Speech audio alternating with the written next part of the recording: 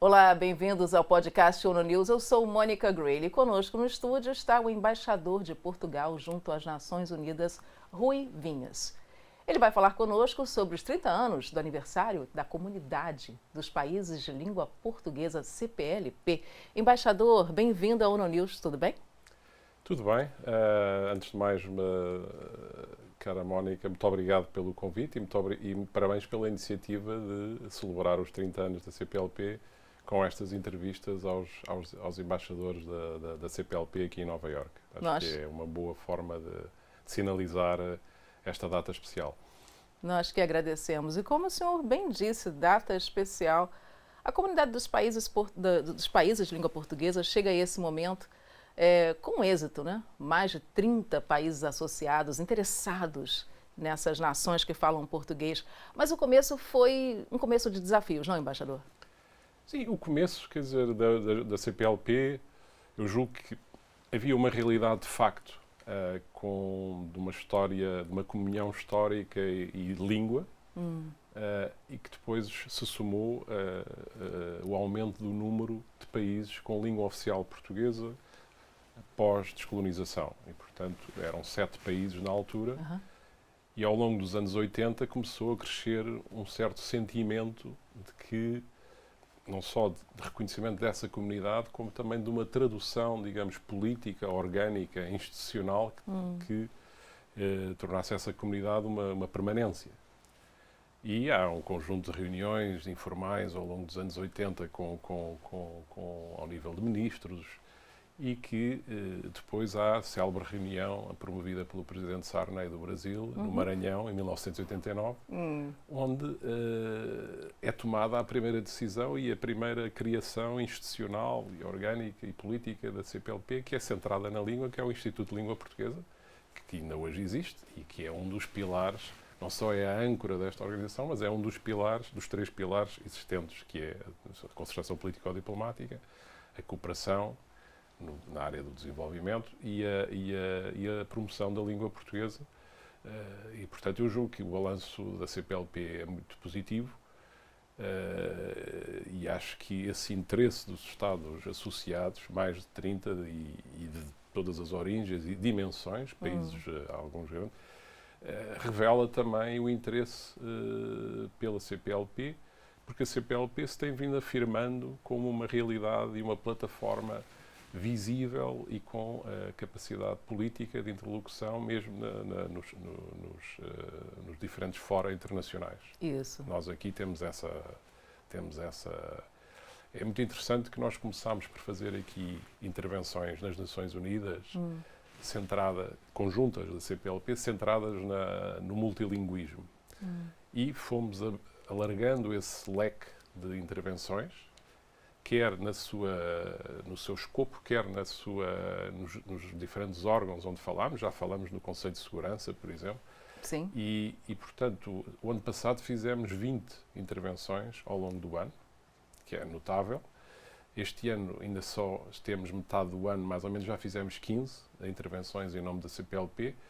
E, portanto, a CPLP tornou-se uma plataforma visível que os outros Estados reconhecem e respeitam. E isso suscita, obviamente, interesse e essa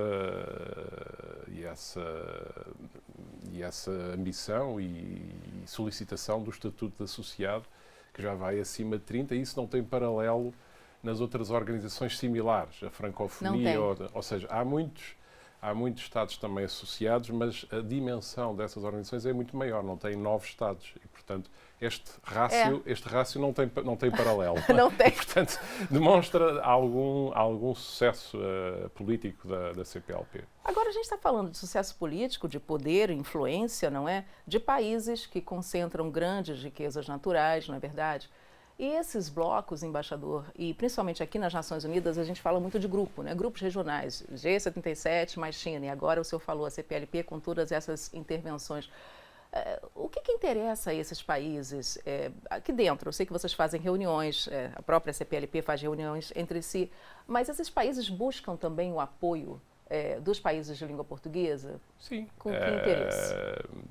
Somos, obviamente, abordados por outros países procurando ter interlocução com a CPLP e também numa dimensão importante da concertação diplomática aqui em Nova Iorque, nas Nações Unidas, que é o apoio às candidaturas. Não é? Portanto, interessante. Que é uma dimensão importante dentro da CPLP, que nos apoiamos reciprocamente. E isso é uma dimensão bastante importante, porque ainda tivemos agora a nossa eleição para o Conselho de Segurança das Nações Unidas, onde os países da CPLP foram grandes apoiantes e estamos muito gratos por esse apoio. E Portugal também, mais votado. Exatamente, foi um resultado que ficámos muito satisfeitos. Mas também há países terceiros que abordam a CPLP ao nível dos 9, procurando o apoio da CPLP ou para posições ou para candidaturas. Portanto, interessante. É uma plataforma que é reconhecida como tal e eu acho que isso é uma vitória diplomática e uma afirmação político-diplomática desta organização. E o que o senhor falou, né, e respeitados, né, como países que também têm influência em outros blocos, né, através de Portugal, União Europeia. Antes de conversarmos com o senhor, o embaixador do Timor-Leste, que ocupa a presidência, agora esse país ocupa a presidência do bloco, dizia que é uma grande força, e uma força que vai das Américas à Ásia, de norte a sul, não é? Agora, esse novo passo da CPLP, são 30 anos, não é, embaixador?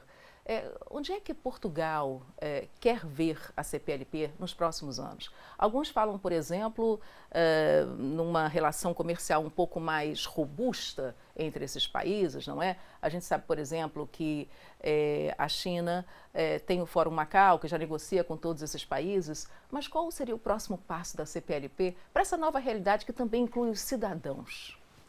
Bom, eu acho que eu sou bastante confiante e otimista em relação à CPLP. Acho que temos uma margem e um potencial de progressão e de aprofundamento da cooperação entre os 9 países muito grande e acho que existe, regra geral, vontade política de todos em aprofundar isso. É evidente que esta diferença que existe entre a CPLP e outras organizações é que a CPLP é simultaneamente uma fragilidade e uma vantagem e uma fortaleza, que é esta dimensão arquipelágica. Nós estamos espalhados por 4 continentes. Verdade. Isso, obviamente, introduz limitações. Nós não somos como a União Europeia, ou como a SADC, ou a CDAO, ou a União Africana, ou o Mercosul. Obviamente que aí há uma contiguidade geográfica que facilita algumas dimensões da cooperação, sim, mas ao mesmo tempo isto dá-nos uma grande força, porque dá uma representatividade global e a inserção de cada um dos seus membros nas organizações subregionais. E, portanto, isso é um aspecto que tem às vezes, obviamente, uma outra dificuldade, mas que é ao mesmo tempo uma grande força da CPLP. E eu acho que as dimensões de aprofundamento da cooperação são várias. Na parte político-diplomática já falámos e eu acho que a tendência é de um claro crescimento. A dimensão económica, enfim, por iniciativa de uma recente presidência de Angola, da CPLP, também se tem vindo a densificar, embora as relações bilaterais económicas entre os vários países são muito fortes. E em relação à questão dos cidadãos que falou, quer dizer, nós, por vezes, subestimamos uma coisa que eu acho que também não tem paralelo com organizações semelhantes, como a Commonwealth ou a Francofonia, é a grande densidade e afirmação de iniciativas e de cooperação ao nível da sociedade civil e ao nível transversal das administrações públicas. Todas as áreas estão cobertas e há centenas de iniciativas sob o chapéu da CPLP ao longo do ano, que muitas vezes nós, ao nível oficial, institucional, quase que nem sabemos, ou sabemos a posteriori. Mas essa cooperação e essa ligação muito capilar e muito densa e muito forte e afetiva é uma realidade e que depois uma tradução mais institucional, nós temos um acordo de mobilidade, que foi aliás uma iniciativa de Portugal e que está em vigor, e que tem que ter a sua aplicação multilateral e multidirecional, ou seja, Portugal, enfim, tem hoje cerca de 900 mil cidadãos da CPLP na sua população, um pouco mais de 11 milhões. Isso também demonstra que a mobilidade é uma realidade e que tem que funcionar em todas as direções, e eu acho que isso é um aspecto tangível e que os cidadãos sentem essa mais-valia que decorre da CPLP. E também nos ajuda a nos conhecermos, não é verdade? Porque a gente também precisa se conhecer melhor, não é? Sem dúvida. Eu acho que aí o fator histórico e afetivo, mas sobretudo a língua, como veículo comum que facilita a comunicação, é um elemento muito importante nessa aproximação e nesse conhecimento crescente. Também não nos conhecemos assim tão mal. Acho que há um conhecimento profundo, mas isso nunca é suficiente. Nós temos sempre que melhorar, temos sempre que crescer, temos sempre que... Embaixador, é interessante porque nós fizemos as mesmas perguntas para todos os embaixadores, não é verdade? Mas para o senhor tem uma pergunta especial, por causa dessa nossa configuração histórica, não é? Portugal chega a todas essas partes do mundo, levando essa língua, que foi a primeira língua a ser globalizada. A gente sempre tem que lembrar isso, né? O português foi a primeira língua a ser globalizada. E hoje, essa comunidade é uma comunidade de sucesso, não é? E ela está em Lisboa, em Portugal. Então, eu gostaria de saber, do lado de Portugal, falando como português realmente, o que essa comunidade representa para o país? Bom, para nós... a CPLP e este quadro institucional da lusofonia é muito importante, não é? Porque é, aliás, da nossa política externa, um dos 3 eixos principais da nossa política externa: a Europa, o Atlântico e a CPLP. E, portanto, nós atribuímos a maior importância e procuramos, com ambição e confiança, que esta comunidade cresça de uma forma que seja possível e com todos a acompanhar, sem deixar, obviamente, ninguém para trás e crescendo. Mas é muito importante. E o fator de língua também é algo que é muito importante. O português é hoje a língua mais falada no Hemisfério Sul, com um potencial de crescimento. Não é só um veículo de comunicação, mas é também um ativo político, económico, cultural. E nós não podemos esquecer e temos a aspiração que o português seja uma língua cada vez mais falada nas organizações internacionais. É hoje falada como língua oficial em muitas organizações internacionais, do Mercosul, à Organização dos Estados Americanos, às organizações africanas, à União Africana, à SADC, na União Europeia, obviamente, mas temos uma aspiração maior de que o português se vá afirmando como língua de trabalho, dentro das possibilidades da comunidade, porque tudo isso tem também custos e é preciso vontade política também das organizações, mas isso é uma aspiração que temos da afirmação da língua portuguesa e da projeção da língua portuguesa, que é o grande fator de unidade entre esta comunidade. Embaixador Rui Vinhas, muito obrigada pela sua entrevista à ONU News em português.